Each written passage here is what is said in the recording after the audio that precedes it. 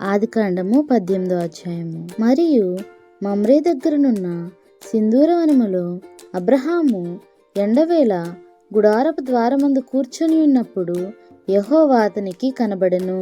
అతడు కన్నులెత్తి చూచినప్పుడు 3 మనుష్యులు అతని ఎదుట నిలువబడి యుండిరి. అతడు వారిని చూచి గుడారపు వాకిట నుండి వారిని ఎదుర్కొనుటకు పరిగెత్తి నేల మట్టుకు వంగి, ప్రభువా, నీ కటాక్షము నా మీదనున్న ఎడల ఇప్పుడు నీ దాసుని దాటిపోవద్దు. నేను కొంచెము నీళ్లు తెప్పించెదను. దయచేసి కాళ్ళు కడుక్కొని ఈ చెట్టు క్రింద అలసట తీర్చుకొనుడి. కొంచెం ఆహారము తెచ్చెదను. మీ ప్రాణములను బలపరుచుకొనుడి. తరువాత మీరు వెళ్ళవచ్చును. ఇందు నిమిత్తము గదా మీ దాసుని యొద్దకు వచ్చితిరనెను. వారు నీవు చెప్పినట్లు చేయమనగా, అబ్రహాము గుడారములనున్న శారా యొద్దకు త్వరగా వెళ్ళి, నీవు త్వరపడి 3 మానికల మెత్తని పిండి తెచ్చి పిసికి రొట్టెలు చేయమని చెప్పెను. మరియు అబ్రహాము పశువుల మందకు పరుగెత్తి ఒక మంచి లేత దూడని తెచ్చి ఒక పనివానికి అప్పగించెను. వాడు దాన్ని త్వరగా సిద్ధపరిచెను.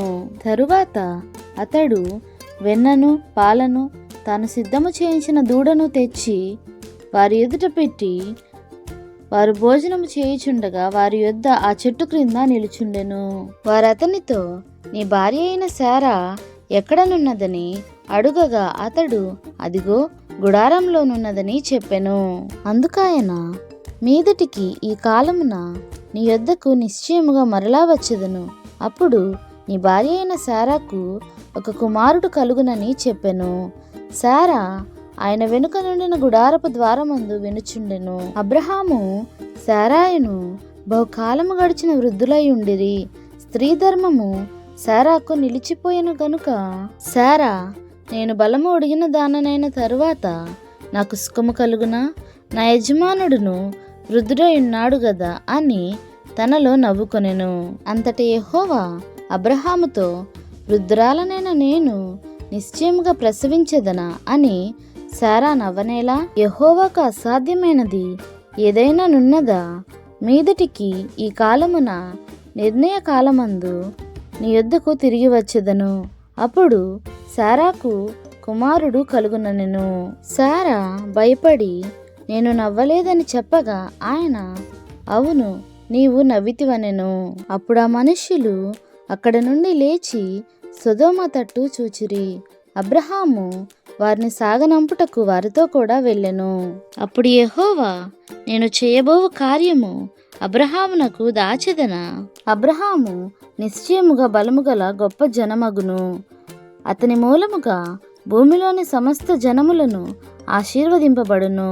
ఎట్లనగా యెహోవా అబ్రహామును గూర్చి చెప్పినది అతనికి కలుగుజేయనట్లు తన తరువాత తన పిల్లలను తన ఇంటి వారును నీతి న్యాయములు జరిగించుచు యెహోవా మార్గమును గైకొనుటకు అతడు వారికి ఆజ్ఞాపించినట్లు నేను అతన్ని ఎరిగియున్నానెను. మరియు యెహోవా సొదొమ గుమ్మొర్రాలను గూర్చిన మొర గొప్పది గనుకను వాటి పాపము బహుభారమైనది గనుకను నేను దిగిపోయి నా యొద్దకు వచ్చిన ఆ మొర చప్పుననే వారు సంపూర్ణముగా చేసిరో లేదో చూచెదను. చేయని ఎడల నేను తెలుసుకొందుననెను. ఆ మనుష్యులు అక్కడ నుండి తిరిగి సొదొమ వైపుగా వెళ్ళిరి. అబ్రహాము ఇంకా యెహోవా సన్నిధిని నిలుచుండెను.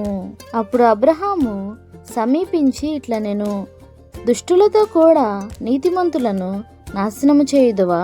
ఆ పట్టణములో ఒకవేళ 70 మంది నీతిమంతులుండిన ఎడల దానిలోనున్న 70 మంది నీతిమంతుల నిమిత్తము ఆ స్థలమును నాశనము చేయక కాయవా? ఆ చొప్పున చేసి దుష్టులతో కూడా నీతిమంతులను చంపుట నీకు దూరమవునుగాక. నీతిమంతుని దుష్టునితో సమముగా ఎంచుట నీకు దూరమవునుగాక. సర్వలోకమునకు తీర్పు తీర్చువాడు న్యాయము చేయడా అని చెప్పినప్పుడు, యెహోవా, సొదొమ పట్టణములో 70 మంది నీతిమంతులు నాకు కనబడిన ఎడల వారిని బట్టి ఆ స్థలం అంతటిని కాయుదుననెను. అందుకు అబ్రహాము, ఇదిగో ధూళియు బూడిదియునైనా నేను ప్రభుతో మాటలాడ తెగించుచున్నాను.